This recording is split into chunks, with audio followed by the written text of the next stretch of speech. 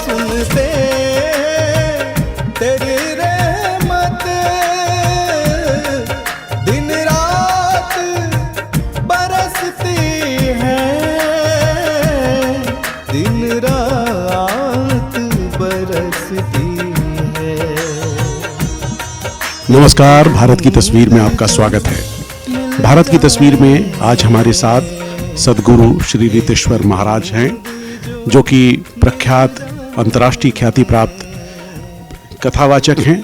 और सबसे बड़ी बात है कि बेबाकी से अपनी बात रखते हैं। आपने टीवी चैनलों पे इन्हें देखा है।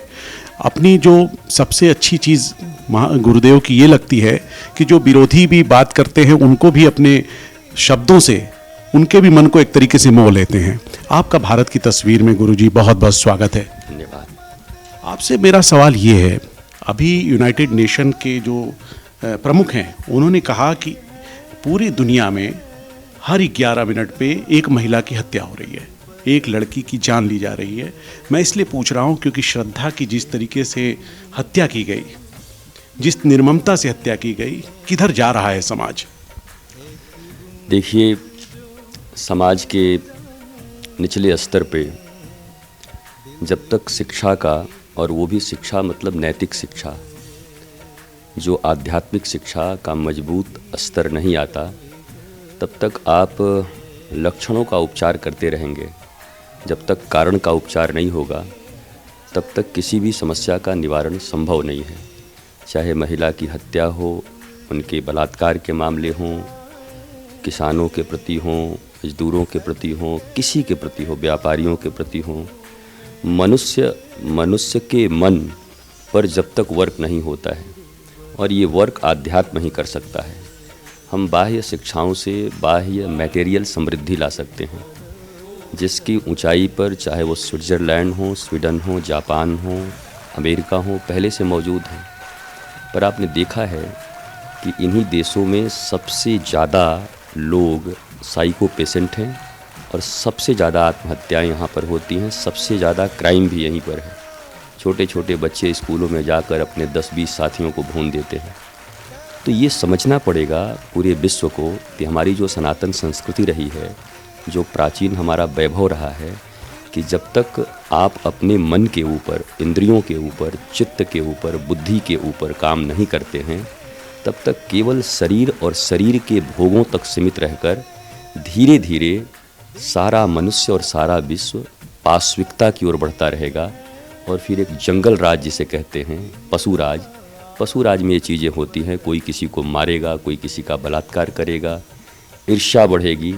इसके लिए एकमात्र उपाय है मनुष्य का आध्यात्मिक होना, हृदय से आध्यात्मिक होना। इसलिए कोई शिक्षा हो, उस शिक्षा के मूल में आध्यात्मिकता के बीज को डालना बहुत आवश्यक है। जी, श्रद्धा जो की घटना हुई है, पूरी दुनिया में इसकी चर्चा हो रही है।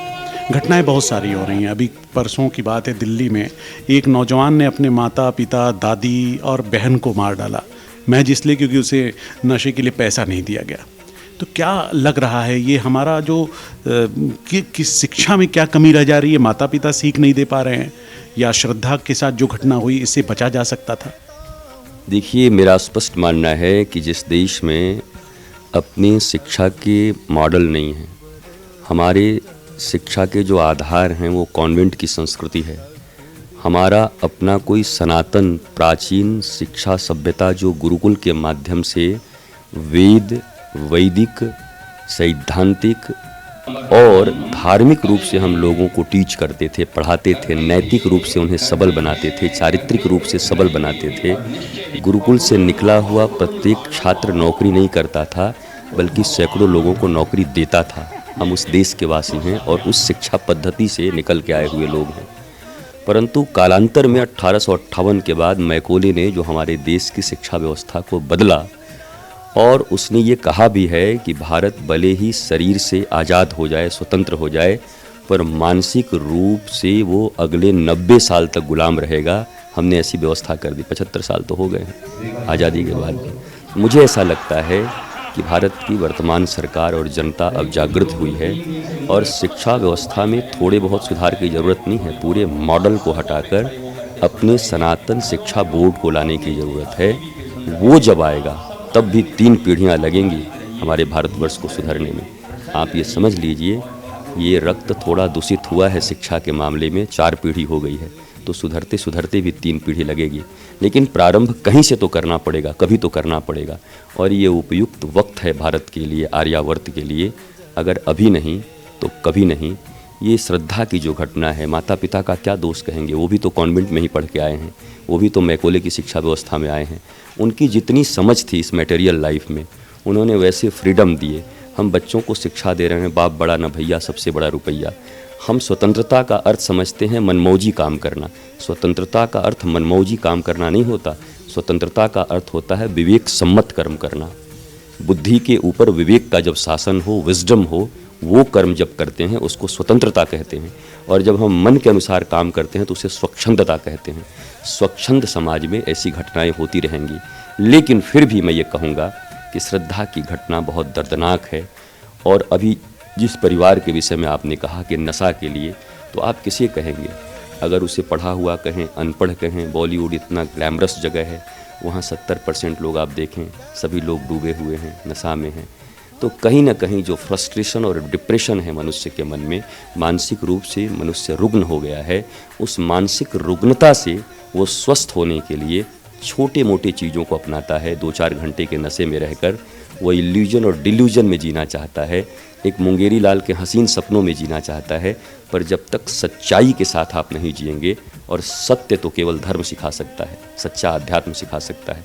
कोई कुछ भी कहे, पर इतना मान लीजिए कि जब तक भारत पूर्ण रूप से पुनः आध्यात्मिक नहीं होता, और यह अध्यात्म 3 साल के बच्चे की शिक्षा से प्रारंभ करनी होगी। बूढ़े तोते कभी राम राम नहीं बोला करते। तो जब बचपने से आध्यात्मिकता की शिक्षा दी जाएगी तो भारत को 3 पीढ़ी और लगेगी, दुनिया को 3 पीढ़ी और लगेगी पुनः राम राज्य आने में और सतयुग का काल आने में। माता पिता के लिए आप क्या संदेश देना चाहेंगे, जो अपने बच्चों से तो बहुत उम्मीद करते हैं, पढ़ाते हैं, लेकिन वो बच्चा एक दिन ऐसा आता है कि माता पिता को ही छोड़ देता है, विदेश में बस जाता है, पैसे के पीछे भाग रहा होता है। तो क्या माता पिता को भी उनका कर्तव्य नहीं बनता कि वो बच्चों को थोड़ा सा प्रेरित करें? देखिए, रोपे पेड़ बबूल का तो आम कहाँ ते होए। माता पिता जैसा बीज डालेंगे वैसे बच्चे होंगे। किसी माता पिता को ये अधिकार नहीं कि अपने बच्चों के संबंध में किसी से शिकायत करे, क्योंकि जिस पिता की वीर्य से उस बच्चे का जन्म होता है, जो माँ अपने गर्भ में 9 महीने तक रख कर उस बच्चे को प्रसव देती है, और जो पिता पुनः उसे उंगली पकड़कर चलना सिखाता है, अगर इतने काल के अंतराल में वो संस्कार नहीं सिखा पाते हैं, तो फिर समाज को या बाहर के किसी व्यक्ति को, उसके मित्र को 2-4 घंटे जो साथ रहते हैं, उनको दोष देने से क्या फ़ायदा है? कहीं ना कहीं चूक तो हम माता पिता ही कर रहे हैं। अगर हम संस्कार की घुट्टी पिलाएं, उसे ये सिखाएं कि पैसा ज़रूरी है, पर पैसा इतना भी ज़रूरी नहीं कि हमारे रक्त में शामिल हो जाए। 2 वक्त की रोटी चाहिए, हमें वस्त्र चाहिए, पर आनंद का जीवन चाहिए, मस्ती का जीवन चाहिए, सुकून चाहिए, सामूहिकता चाहिए, एक मानसिक शांति चाहिए। ऐसा भी क्या है कि सारी वस्तुएं हमारे पास हो गई, पर हम अशांत और पागलों की तरह घूम रहे हैं। आज गली गली में, मोहल्ले मोहल्ले में धीरे धीरे मनोचिकित्सकों की संख्या बढ़ रही है। क्या एक बहुत अच्छा साइन है कि धीरे धीरे धीरे धीरे हम भी यूके की तरह, हम भी यूएसए की तरह पागलों के देश के रूप में परिवर्तित होते जा रहे हैं। मानसिक शांति, मानसिक आनंद सबसे बड़ा प्राप्ति है। भारत का ये सिद्धांत रहा है, जो प्राप्त है वही पर्याप्त है, नहीं तो सर्वत्र दुख व्याप्त है। जब तक आप पाने की दिशा में बढ़ते रहेंगे मटेरियली, तब तक कंस और रावण की वृत्ति बनी रहेगी और आपके जीवन में रोना और अशांति मचा रहेगा। आपकी मैं सुन रहा था टीवी पे, आपने जो बक्सर के डीएम थे गाजियाबाद में, उन्होंने आत्महत्या की, अवसाद में चले गए। वो स्टोरी मैंने भी लिखी थी, उस समय दिल्ली के एक चैनल में काम कर रहा था मैं, तो मैंने वो सुना। तो आज लोग, ये जो सामूहिकता का विनाश हो रहा है, लोग एकागी हो रहे हैं, कहीं ना कहीं बहुत संपत्ति है लेकिन अवसाद में चले जा रहे हैं। ऐसे लोगों के लिए आप क्या कहेंगे कि अवसाद से कैसे उभरें? देखिए, अवसाद हमारी बेसिक शिक्षा के कारण है, हम बाद में उसको दूर नहीं कर सकते।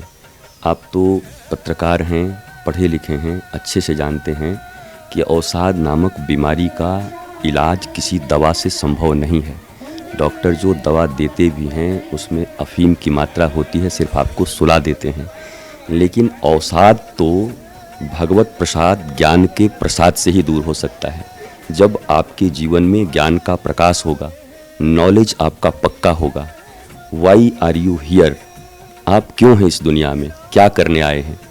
The beginning of real spiritualism is who am I, who is Ram, who is Krishna, doesn't matter, who are you, who am I, मैं कौन हूँ। और ये आध्यात्म और इसी को हम सच्चा स्पिरिचुअलिज्म कहते हैं।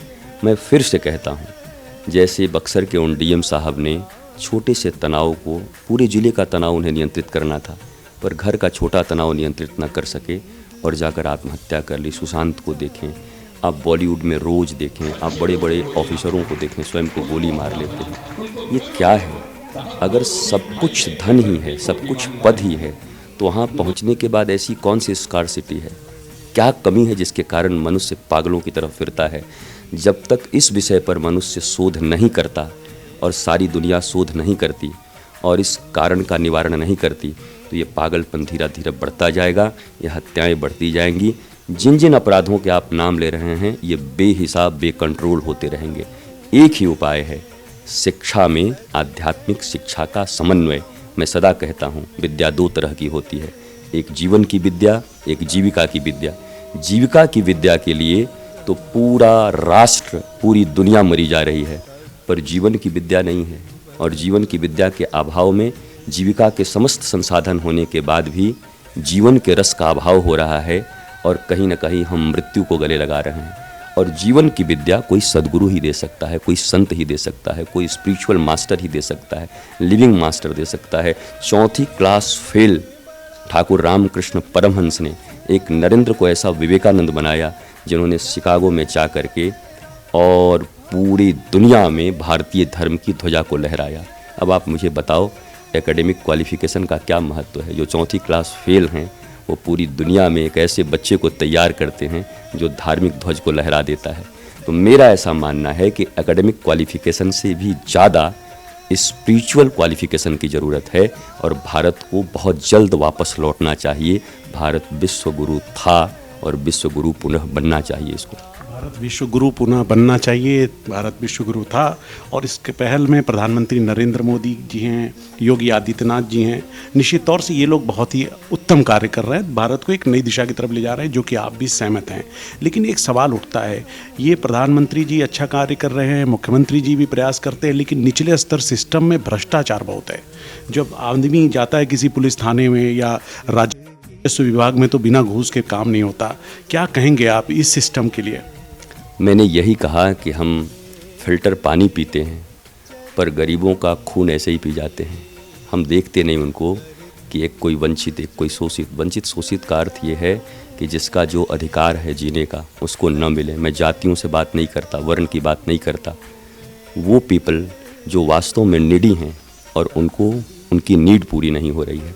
एक बात मैं ज़रूर कहूँगा कि भारत के आज़ादी के इतिहास में ये सबसे स्वर्णिम काल है, लेकिन अपेक्षाकृत अभी हम ऊंचाई पर नहीं हैं, बहुत कुछ करना बाकी है।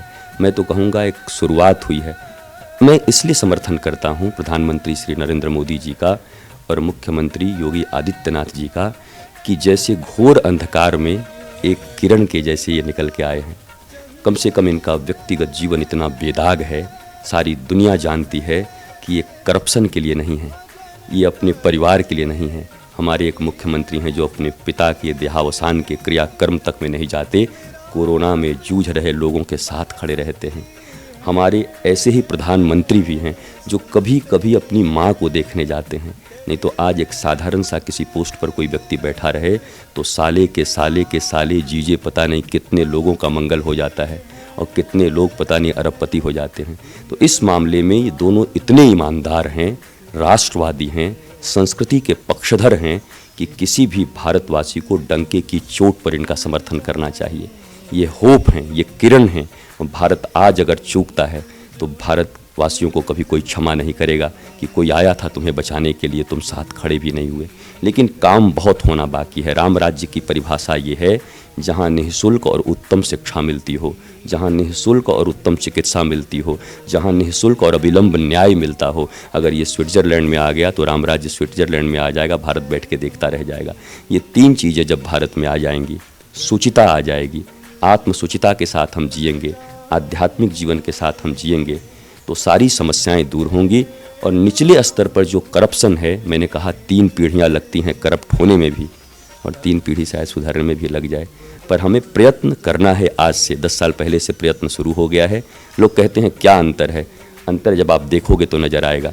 शीर्ष पर बैठे हुए इतने ईमानदार लोग हैं, उनके नियत में कोई खोट नहीं है, उनको देखकर लाखों लोग ईमानदारी के पथ पर चल चुके हैं।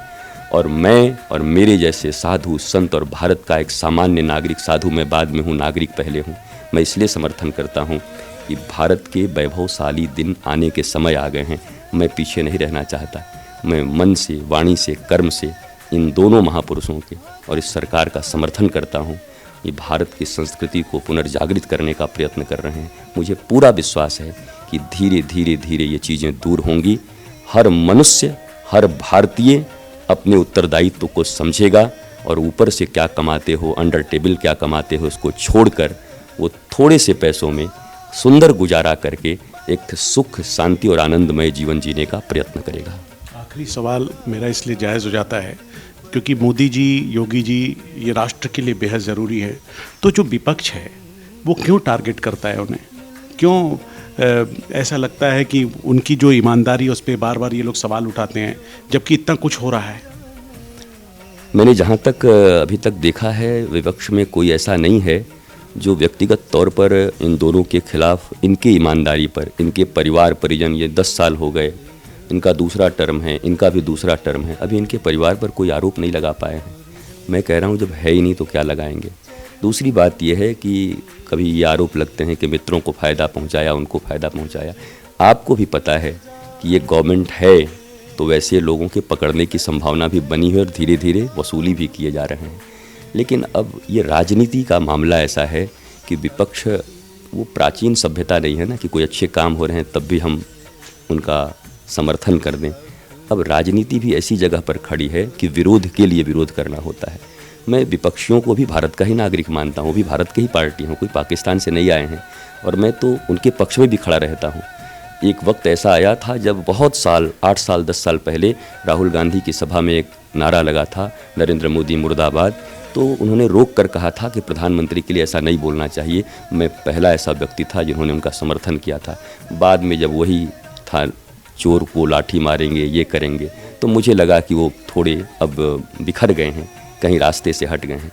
किसी भी व्यक्ति के, भारत के किसी भी नागरिक के जो राष्ट्रीयता के लिए, जो घूसखोरी के विरुद्ध, सनातन संस्कृति के लिए काम करेगा, उस पार्टी का नाम चाहे कुछ भी हो, उस व्यक्ति का नाम चाहे कुछ भी हो, हमारे जैसे लोग परम प्रेम में जो भारतीयता को प्रेम करते हैं, राष्ट्रीयता को प्रेम करते हैं, वो सदा उनके साथ खड़े रहेंगे। हम व्यक्ति के साथ खड़े नहीं हैं, हम भारत की संस्कृति और भारत के सच्चे विकास के साथ खड़े हैं। बहुत बहुत धन्यवाद आपका। हम बात कर रहे थे सद्गुरु रितेश्वर महाराज से, और बड़ी इन्होंने जो सादगी के साथ अपनी बात कही। सबसे बड़ी बात है जो हमने नैतिकता का प्रश्न सवाल किया, मेरे मन में था वो सवाल मैंने भारत की तस्वीर से के लिए किया, क्योंकि जो तमाम सामाजिक इशू है, हम इंसानियत से जुड़े जो मामले हैं, उसको जानना बहुत ज़रूरी है, लोगों को समझना बहुत ज़रूरी है। आपका भारत की तस्वीर से बात करने के लिए बहुत बहुत धन्यवाद सर। गुरुवर मेरे जीवन की बस एक तमन्ना है, गुरुवर मेरे जीवन की बस एक तमन्ना है, बस एक तमन्ना है। तुम सामने हो मेरे, तुम सामने हो मेरे, मेरा दम